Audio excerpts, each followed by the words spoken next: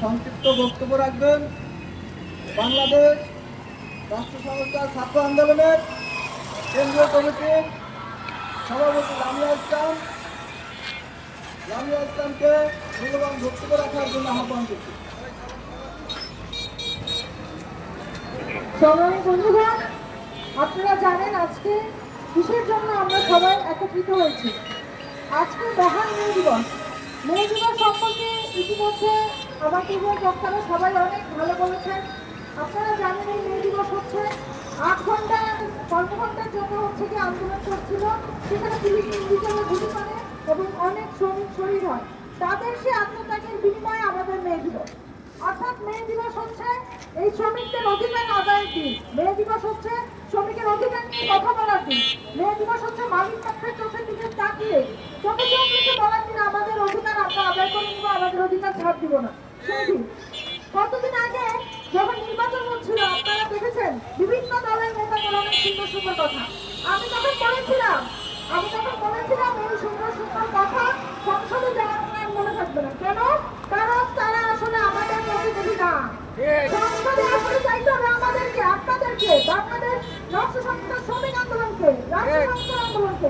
তা না হলে ওই বড় লোকেরা, ওই মালিক শ্রেণীর পক্ষরা কখনোই সেখানে গিয়ে শ্রমিকদের কোনো অধিকারের জন্য কোনো কাজ করবে না। তারা শ্রমিককে কাজে লাগাবে, তারা শ্রমিককে কাজে লাগায় নিজেরা ক্ষমতায় যাবে, নিজেরা লুটপাট করবে, নিজেরা বাড়ি গাড়ি করবে, কানাডায় নিজের ছেলেমেয়েদেরকে বিদেশে পড়াশোনা করাবে।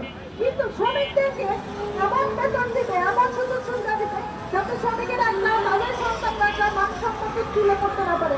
সেই রিক্সাওয়ালার ছেলে যাতে রিক্সা হয়, শ্রমিকের ছেলে যাতে শ্রমিক হয়, তাদের ব্যাগ যেন টানে, সেই রকম করে তৈরি করার জন্য তারা এই সিস্টেম তৈরি করে। আপনার ভালোর জন্য, তারা শ্রমিকের ভালোর জন্য সিস্টেম তৈরি করে না। অথচ এই রাষ্ট্র চলে শ্রমিকের টাকায়। যে মূল রেমিটেন্স তা আসে হচ্ছে আমাদের প্রবাসী ভাইদের টাকায়, আর আসে হচ্ছে আমাদের শ্রমিকদের, গ্রামের শ্রমিকদের টাকায়, আর আসে হচ্ছে আমাদের কৃষকের টাকায়। কৃষকের ফসল, কৃষকের ছেলে প্রবাসী যারা এবং কৃষকের মেয়ের গার্মেন্টস, এই কৃষকের পরিবার দিয়ে আমাদের রাষ্ট্র চলতেছে। রাষ্ট্র ওই বড় লোকেরা, এই যারা সংসদে গেছে তারা চালাচ্ছে না। অথচ আমাদের রাষ্ট্রে আমাদের কথা বলার কোনো অধিকার নাই, আমাদের ন্যূনতম পদবি নাই। আমাদের অধিকার নিয়ে কথা বলতে গেলে বিনা কারণে দেখায় আমাদেরকে শ্রমিক চাকরি করে চলতেছে। এর বিরুদ্ধে একজোট হতে হবে বন্ধুরা। একজোট না হলে, ঐক্যবদ্ধ না হলে কখনোই শ্রমিকরা তাদের অধিকার আদায় করতে পারবে না। এইটাই আমরা পহেলা মে থেকে শিখে নেই। এক ভাই বললেন গার্মেন্টসের কথা, যেখানে শ্রমিকদেরকে পুড়িয়ে মারা হয়েছে। আমি আপনাদেরকে এর থেকেও বিমর্ষজনক একটা খবর দেই। তারপরের দিনই আসলে খবরের পত্রিকায় আমরা দেখেছি, তারপরে দিন আরেকটা নিউজ আসছে ওই একই সংক্রান্ত, যে পরের দিন নাকি শ্রমিকেরা সেই গার্মেন্টসের কাজ করতে গিয়ে, সেই কারখানায় কাজ করতে গিয়ে যে ধোঁয়া, আগের দিনে যে পুড়ে মারা গেছে মানুষ, সেই ধোঁয়ায় অসুস্থ হয়ে গেছে। অর্থাৎ আপনারা বোঝেন এরা কতটা পাষণ্ড, যে ঠিক আগের দিনে এতগুলো মানুষ পুড়ে মারা গেছে, সেই কারখানা কিন্তু বন্ধ হয় না।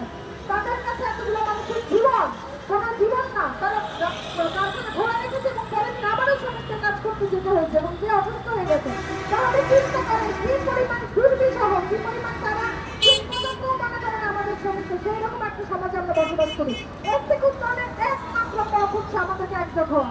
একজোট হতে হবে, শ্রমিকদের নিজেদের অধিকার সম্পর্কে সচেতন হতে হবে, আমাদের যে দাবি সেই দাবিগুলো আদায় করতে হবে এবং আমাদেরকে সেই লক্ষ্যে হাঁটতে হবে যেন আমরা সংসদ দখল করি, যেন আমরা আমাদের অধিকার আদায় করি, যেন আমরা আমাদের শ্রমিকদের পক্ষের আইনগুলো নিজেরা প্রণয়ন করতে পারি।